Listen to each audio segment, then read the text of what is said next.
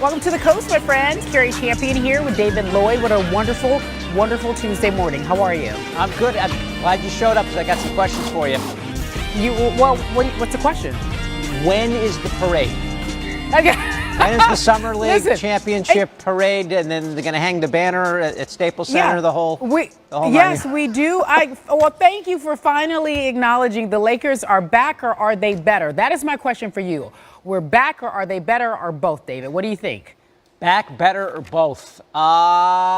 They're better. I'll definitely give you better. I'm going to hold the line on back until maybe we get into like the fall. The summer is no time to proclaim you're back.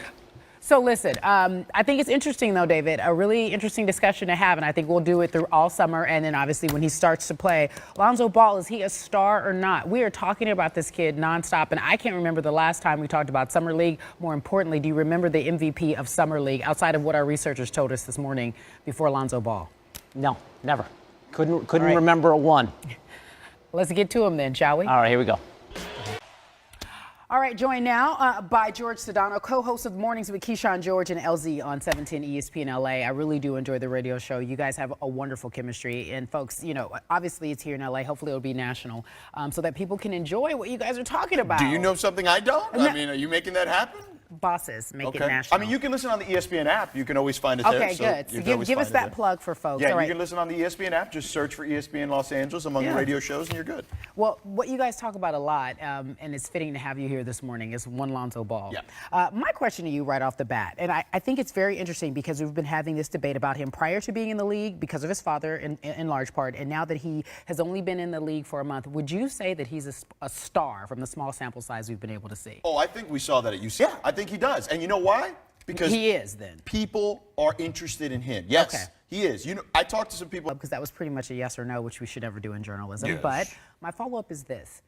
Is it because of his father, or is it because of his qualities? I think it's... And that's why I'm asking you, because I know that you guys talk to him a lot. Yeah, he's like a fourth co-host, basically. Yeah, basically, he's always there. Yeah. So then my thought was this, and the other day, because I got fed up with people in the league, outside of the league, happy with Lonzo's first performance, which wasn't that great. And his overall performance, MVP worthy or not, you can debate that. Mm-hmm. But there is, I believe, a group of people who don't want to see him do well because of his father. And I think they mix the two. This kid is totally different from his father. So I think there's this contingency, if you will, of people who are saying, yeah, he's not all that, or I don't want to see him do well. I agree. Look, there's adoration for his son, or hyping his son up. I don't want you to criticize other kids to further. Agreed. And he crossed the line when he criticized the other players at UCLA, and he backtracked on Lonzo, because I want to move on to LeBron, and they kind of go hand in hand.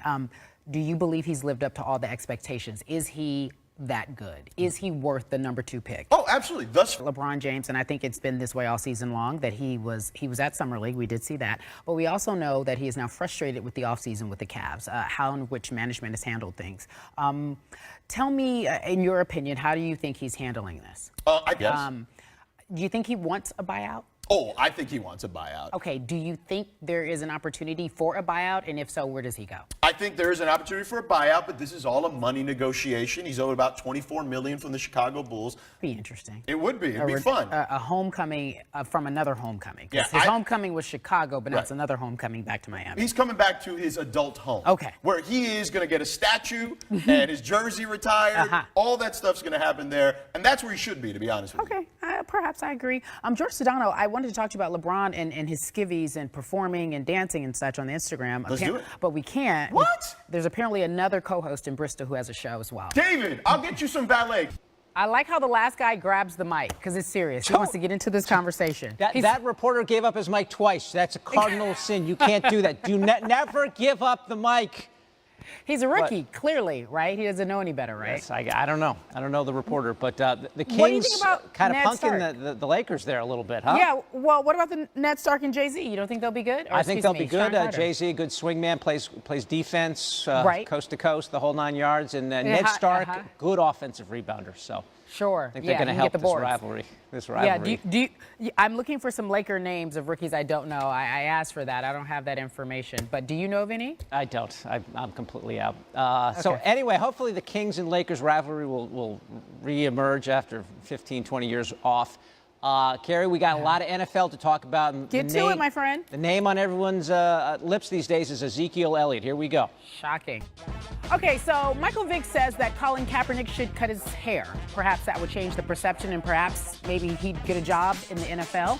What does LZ Granderson think about those comments? We'll debate that, and we'll discuss that when we come back. Coast to Coast, back in a moment. Sports Nation co-host LZ Granderson joins us now. So we heard from Michael Vick. He spent 18 months in prison. We all remember that for dog fighting. He committed a crime. He left prison, received another chance just 3 months later. So to hear him talk about what he thinks Colin Kaepernick should do, for me, was interesting.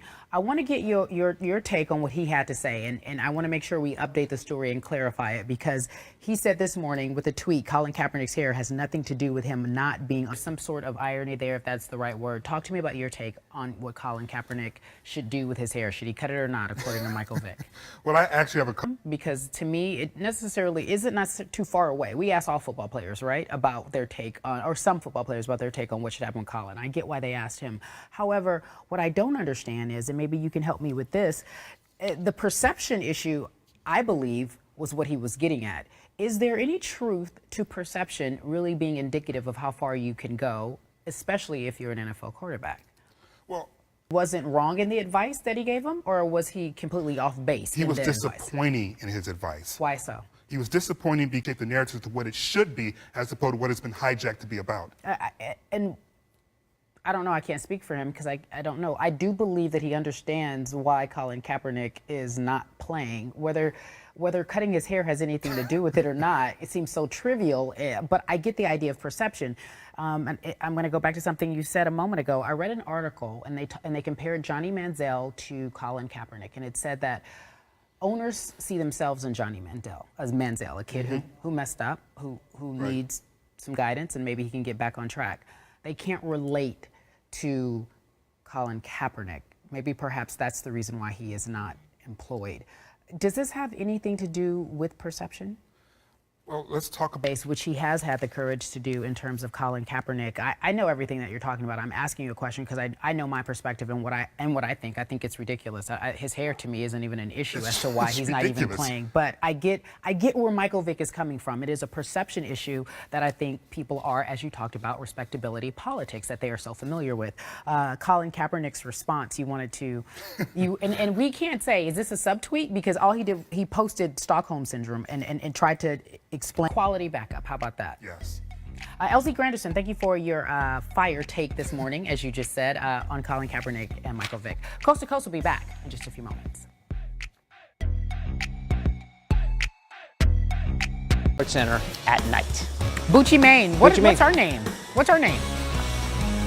I don't know. We need a name. Leezy Champ? Leezy Champ?